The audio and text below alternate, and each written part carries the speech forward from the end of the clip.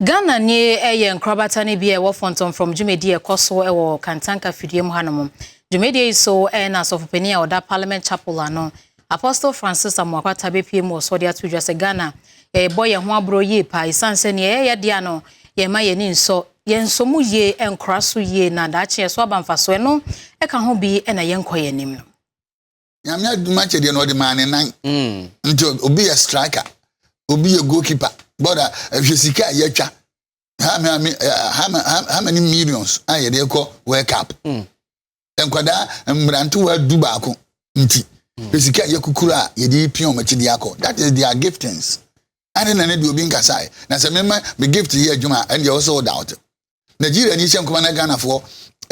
share Ghana ni hyenkoma ni yedi natem when that I'm just say wo so obi bisa me about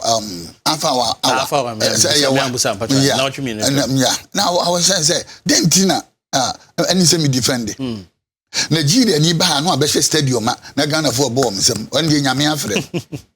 dem kana mate ase ya won say ya sad de na ho ya na tena Ghana fomu na believe say about time ya ni ho kasa especially the independence ya ye wum ya ye din na ani se biribi ho a Ghana for years esuba no na ese ejai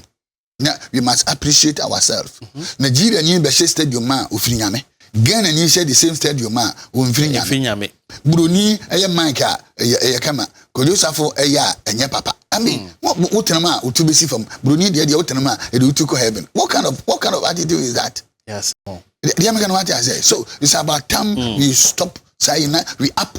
have to appreciate ourselves by ourselves.